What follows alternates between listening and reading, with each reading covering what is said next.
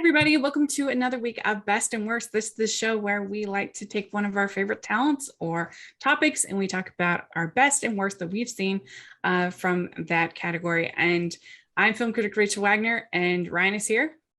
Hey Rachel, it's great to be back with you once again for Best and Worst. And today we're going to be taking a look at the best and worst from the studio that was formed by three dudes, Spielberg, Katzenberg, and Geffen. It's all about DreamWorks this week. And I think it's safe to say that Pixar is number one in American animation. And I think it's still debatable what's number two, but I think DreamWorks is as close to two as we'll get because No. they've had a lot of bombs. Let's not get that twisted. However, when they have hit, man, they have hit. And they have really made a lot of positive strides in the animation world. And I think that negatives aside, their positives should be more than celebrated. Yeah, and we were talking about in our episode of Hidden Gems on Hulu, which airs this week, which you should check out if you like this shorter episode, that one of the interesting things about DreamWorks is that their sequels tend to be better than the originals, which is very unusual. Most times sequels aren't as good as the original. But if you look at Kung Fu Panda 2, you look at Shrek 2, some people would argue How to Train Your Dragon 2, although the first is really strong. It's kind of interesting that they're able to kind of improve on where they started and make something at least as good, if not better. I'd say that the second Croods is as good as the first Croods. We could go on and on. Yeah, and that same principle goes for Kung Fu Panda. First one was really Mm-hmm. good, then the second one was outstanding, and the third was just as good. And same Mm-hmm. thing with How to Train a Dragon. First one's Yeah. good, second one's great, and then the third one is the best out of all of them. So when Yeah. And Dream so when DreamWorks hits, they hit home runs, like grand slams, if you will. they have some underrated films. Like I love Rise of the Guardians.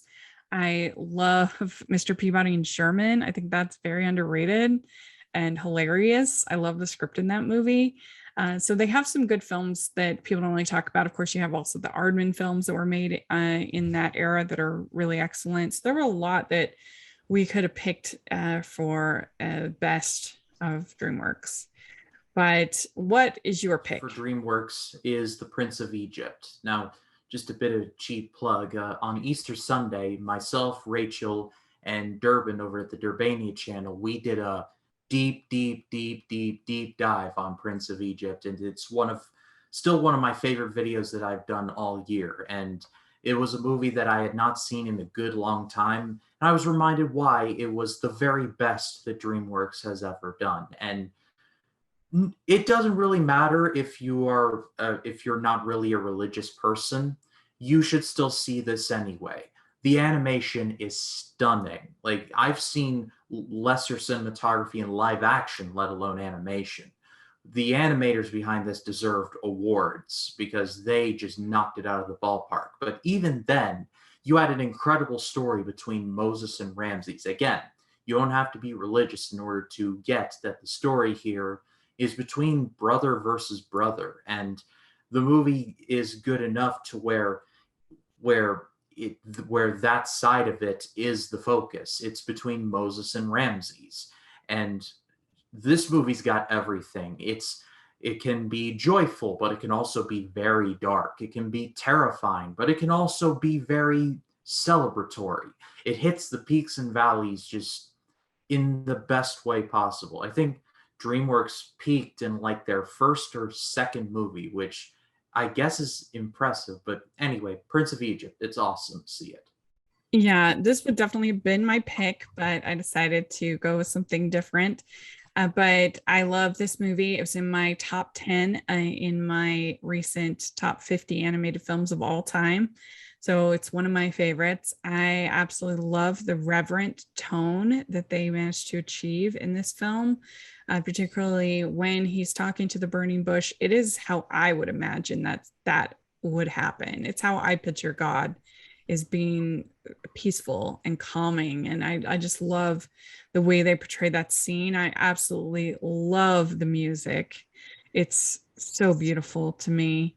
And, just there can be miracles when you believe. Yeah, So good. incredible cast as well. Val Kilmer, Ray Fiennes, Sandra Bullock, Patrick Stewart, Jeff Goldblum. I could go on. The cast in here is incredible. Hmm. Yeah, it's such a good movie. So my pick, since I knew you were picking Prince of Egypt and I'd be able to talk about it, my next favorite is How to Train Your Dragon. And I would almost include all three because I really enjoyed all three. But I do think the first is still my favorite because I just think it's the most clear and simple story, whereas the other two get a little convoluted, but I still really enjoy them. I just really love the whole relationship uh, between Toothless and Hiccup, and it's very classic, but it works. It's one of those story tropes, basically like a boy and his dragon boy and his dog, that works, and we like it. And I absolutely love the flying scenes in this movie, and all three movies I think are so beautiful, so well animated. It's got some of the best animation that DreamWorks ever did. That it's just a wonderful film. So it made also my top 50 animated films list. That's my pick. Yeah, the How to Train Your Dragon series is one of those that just got better. Like How to Train Dragon 1 is awesome, but 2 was even better than that in my opinion, and 3 was the best out of all of them.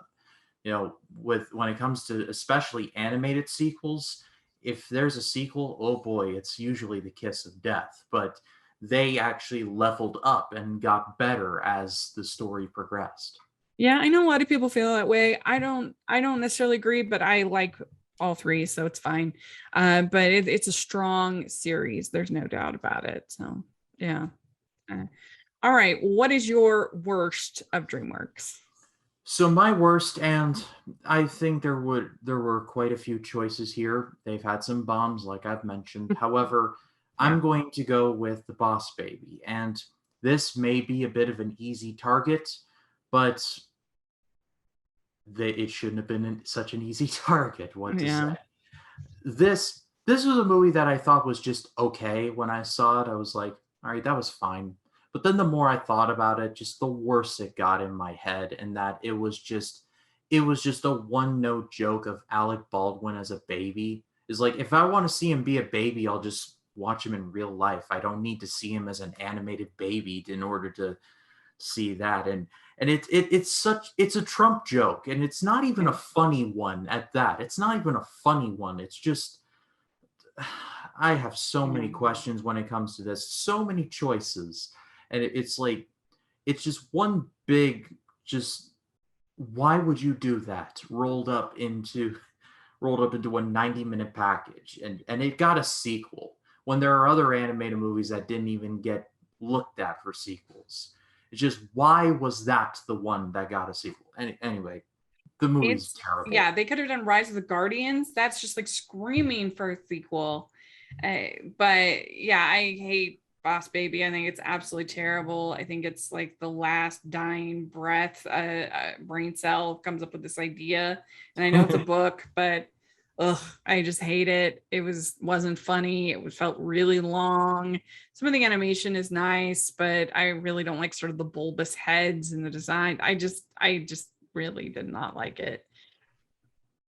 And it's actually kind of mean, I think, at its core.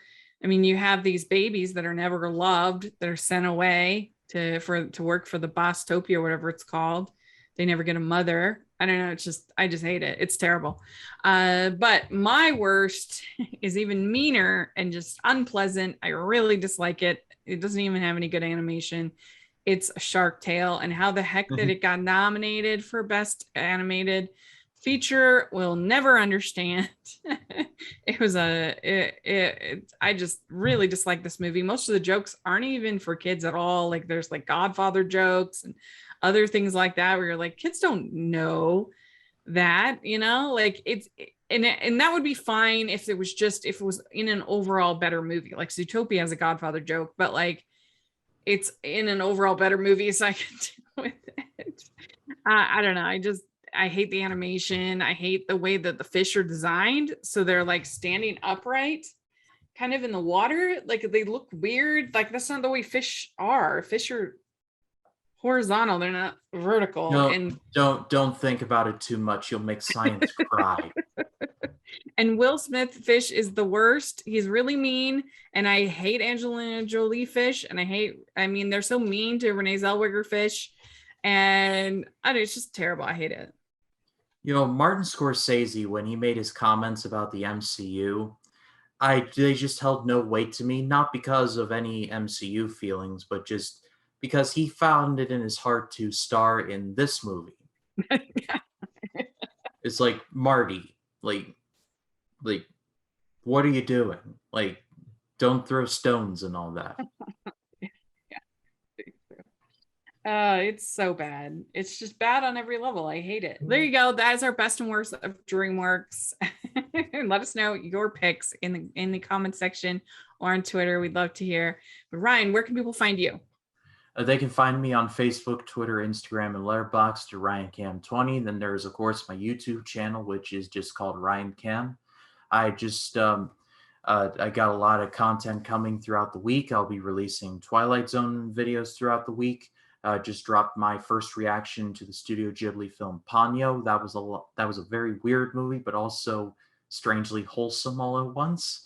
I'll also be reviewing a bunch of new releases when they come out. And then on Sunday, I'll be doing a deep dive into Gladiator, which I still think is underrated even 20 years later. Even though it won Best Picture, won a ton of awards, I still think it is really good, and I think people have stopped talking about it. So here's my way of talking about it, if you will. So if you haven't checked me out, please do.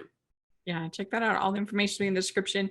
You can find me at Rachel's Reviews, all over social media, iTunes, YouTube, and on Rotten Tomatoes. So please take a look at that. And also you can find me at the Hallmarkies podcast. Got lots of fun stuff going on over there. Be sure to check out our Hidden Gems episode this week where we talk about Hulu, and we have a ton of fun. So thanks so much, everybody. We'll talk to you later. Bye. Bye.